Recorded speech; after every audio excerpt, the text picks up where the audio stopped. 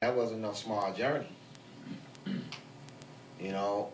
So, that was oftentimes the case, and you never know where life is gonna take you and where you're gonna end up, So the family of the daughter wanted to make sure that she would be safe, so that they would give her a large portion of the dowry, so that if things didn't work out, she would be okay, and that's what the ketubah and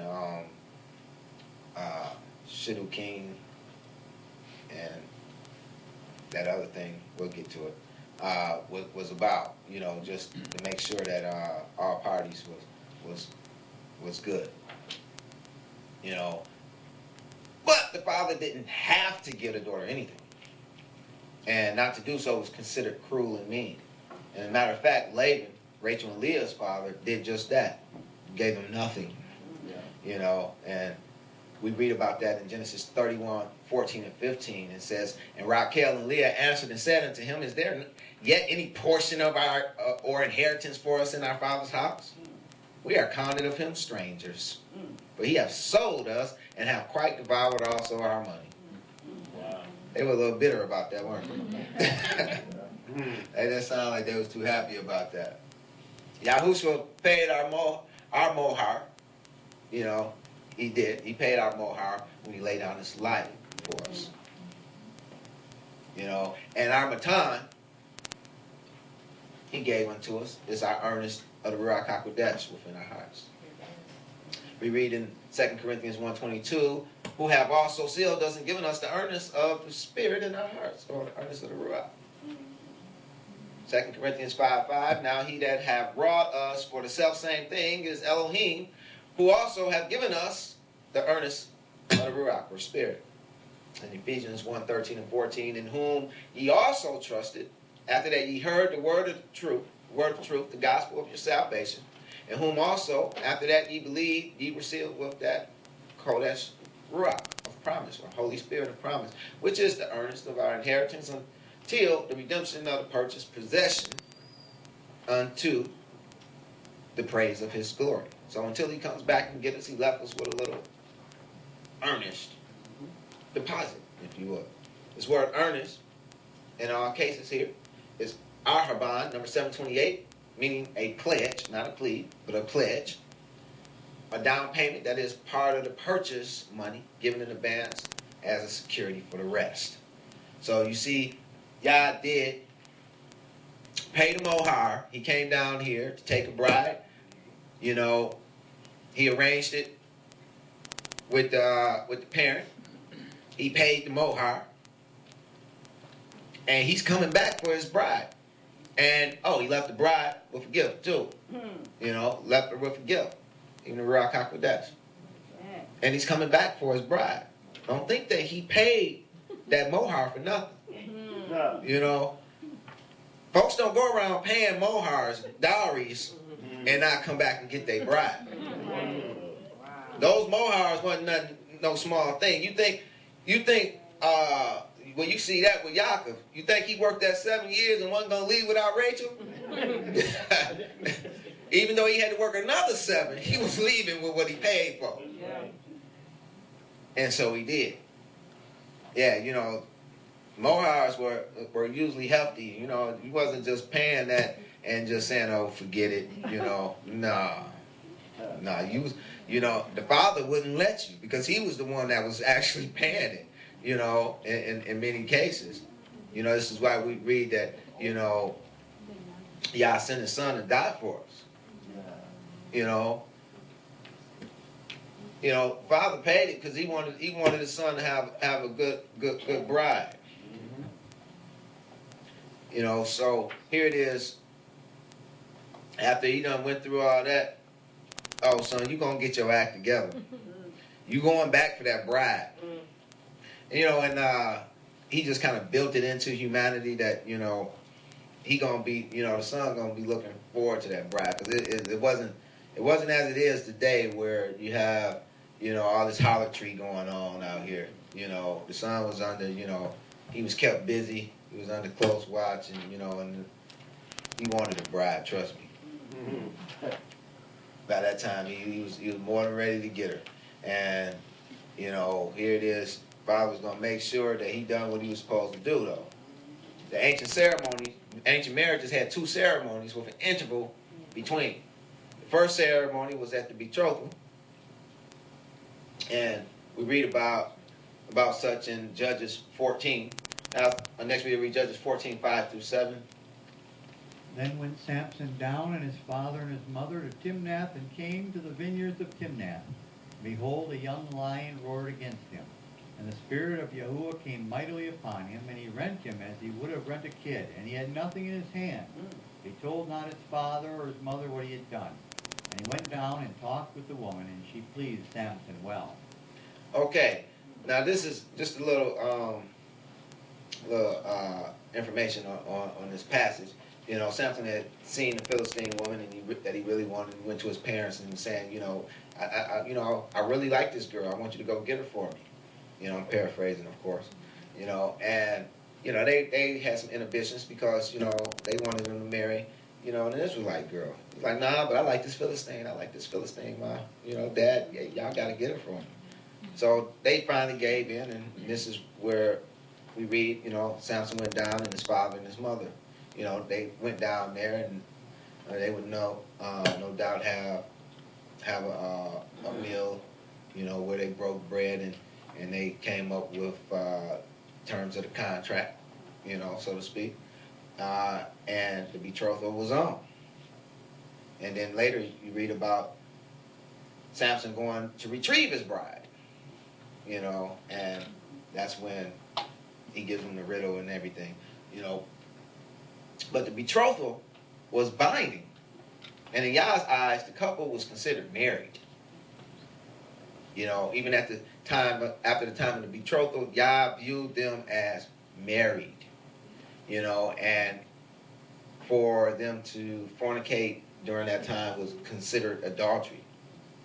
You know, we read in Deuteronomy 22, 23, and 24, it says, if a damsel that is a virgin be betrothed unto an husband, and a man find her in the city and lie with her, then ye shall bring them both out unto the gate of that city, and ye shall stone them with stones that they die. The damsel, because she cried not, being in the city, and the man, because he hath humbled his neighbor's wife. So thou shalt put away evil from among you. Good thing we're not under the curse of the law anymore. There'll be a lot of dead folks. There will be a lot of dead folks. Right on the outskirts of the city, you'll just see them piled high. You know, they'll be piled high and tall. You know, but wouldn't be any cities. I'm saying wouldn't even be any cities no more. People, they get that new product that's out called Get Right. You know, that'll be flying off the shelves. Yeah, but it was also during the betrothal that the customary contracts were signed. Customary contracts were called Shidukin or Tenayim, which means conditions for the marriage. It contained the date, time, dowry, etc., as well as a penalty that applied to either party in case either party backed out. You know, yeah. We not putting each other on hold, and you just gonna back on up out of this. You know, there's gonna be a penalty to be paid. You know, so you know this is you know it's not all on just good faith. You know, I put my down payment down, and now I'm coming back to get my goods, and my goods is gone. You telling me that my wife done ran off. You know, nah, we're not about that. We're not about to have that. There's gonna be some penalties involved. There's gonna be some repercussions. You know, there was also the ketubah, which outlined the rights and responsibilities of the groom. So you're not about to just take my daughter and go do whatever it is you want to do. We're going to get that set straight right up front. We're going to write up this ketubah, and we're going to say, you know, what it is you going to do and what it is you're not going to do. You know, now I don't know how you treat the next man's daughter, but this is the way that we're going to contract that you treat mine. You know, so that's what the ketubah was about.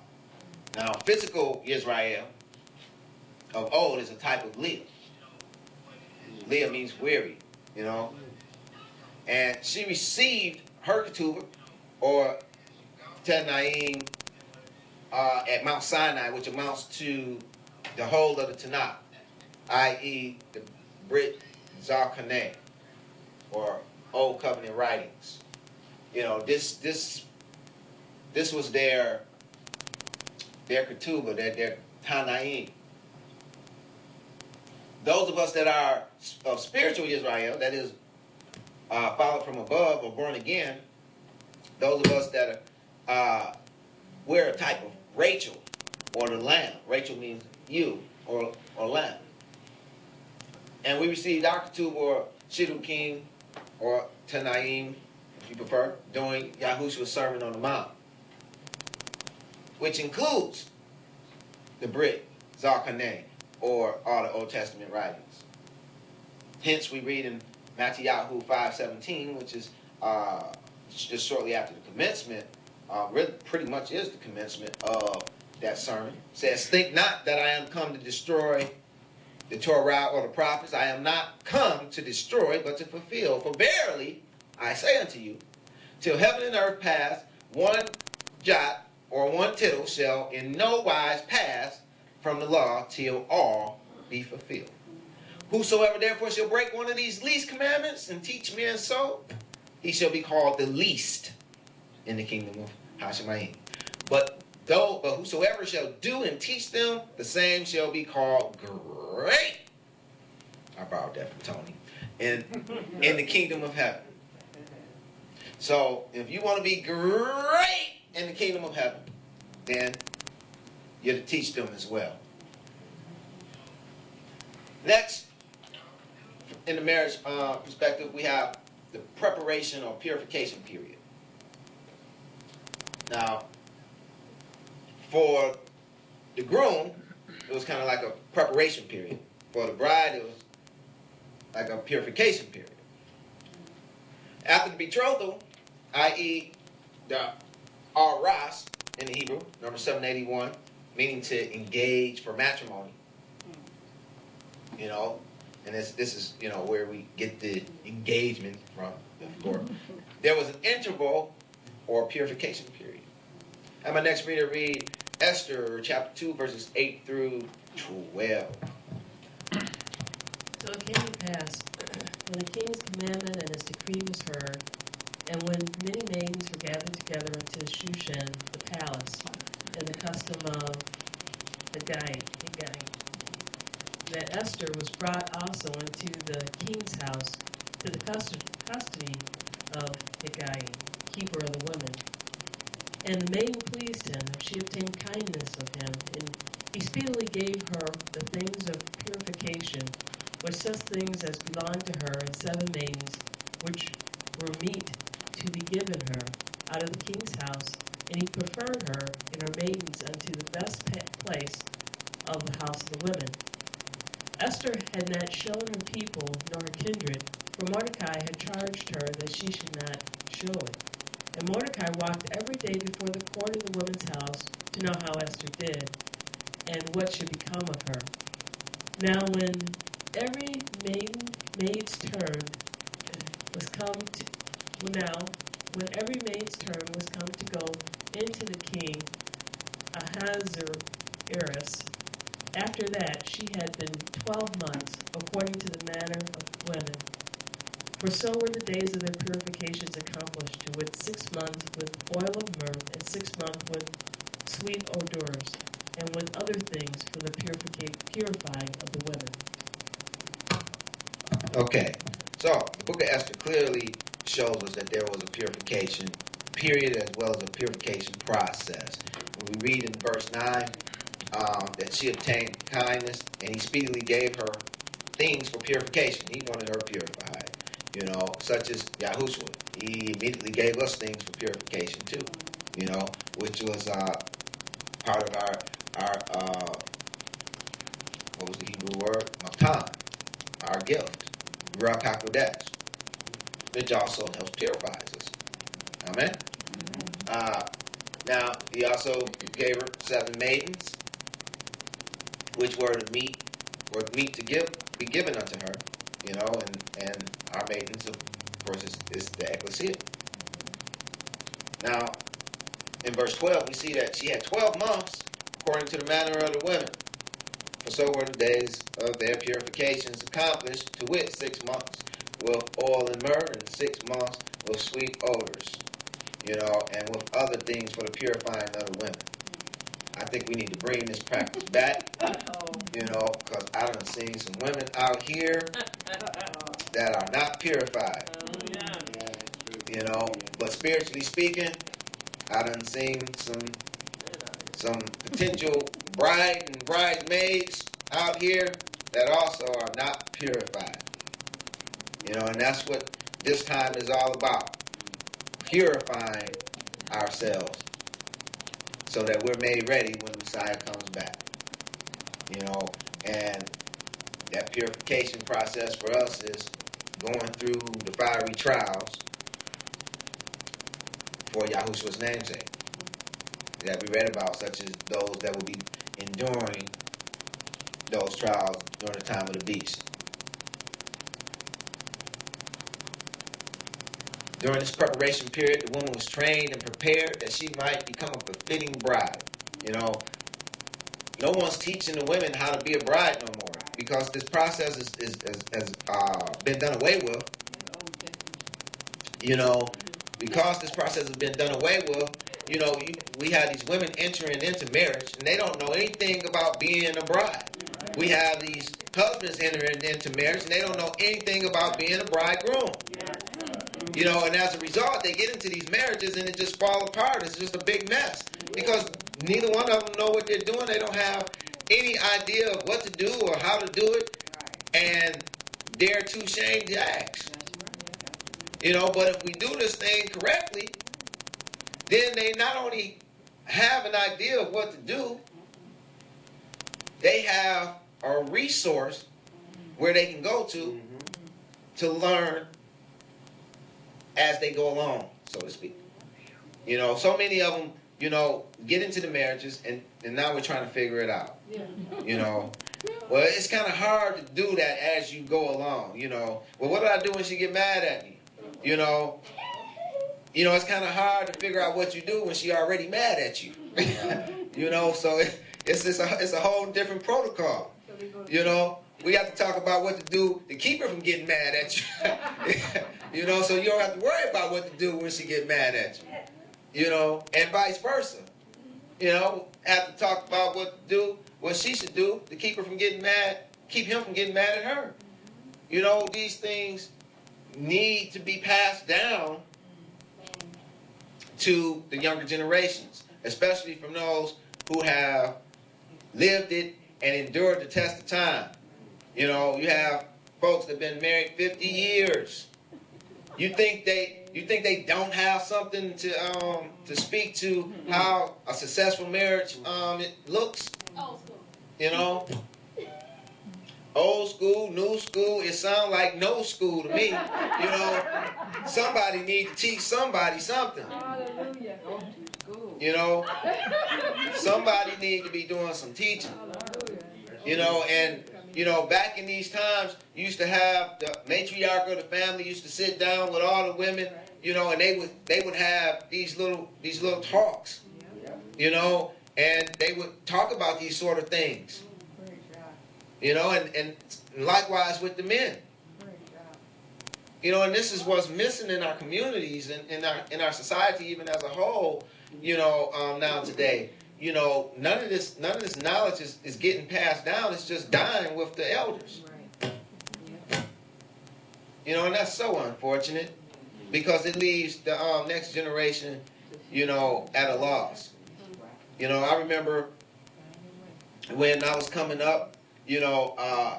Every grandparent, just about, everyone that, which was pretty much everybody at the time when you're young, everybody looked old. But everybody that was that we thought was old, they had gardens in their yard. Yeah. They had fruit trees in their yard. And they knew what to do for them things. Now today, I wouldn't mind I would love to have some fruit trees in the garden. I don't know what I'm doing. That wisdom wasn't passed down. You know, and the thing is, you know, the thing is, the parents used to teach back then. They accepted it as their responsibility to teach. See, because it was a maybe. Oftentimes it was a maybe that the child would go to school. So if they didn't teach them anything, they surely wouldn't know anything, because it was a maybe that they would go to school. You know, but now today we've become so apathetic due to, you know, the schooling system, you know, and praise y'all that there is some type of educational system that's in place, but unfortunately it's now come to where, you know, it's miseducating as much as it's educating. You know, it's pulling people away from Yah as much as it's teaching them some of the essential things of life. You know, and that's a problem. You know, so we have to get back to where we're actually teaching our children and teaching our grandchildren and things of that nature. You know, that's big. You know, and that's something that we're failing at as a society, you know, as a whole. You know, because, you know, most marriages today, I don't know if y'all looked at the statistics as of late, but most marriages today just don't work. You know, they don't. And couples are resorting to all types of unseemly things to try to repair a broken marriage. You know, even to the point of bringing other folks into the marriage. How do you I don't know how they get to that one. Yeah, me but neither. Anyway, you know, these are the type of things that's being done, and, you know, that's because these teachings are not being passed down. You know, they're not being passed down, and, you know, people are getting away from Yah's word, and because they don't hear Yah's word enough, it's not expounded, it's not preached, it's not taught, they think that it's okay to do sin. You know, because that's what's accepted, and in some cases, even preached and taught. You know, and it's bad. But this is a perfect time to talk about it, because this is the day that we are to atone. Now, even though that this period of betrothal usually lasted no less than a year, it could last much longer. And it may have lasted no less than a year to make sure that the bride was in fact a pure virgin. You know, because if I done gave my mohar and I done gave my matan and I send my friend to go, you know, I can't go check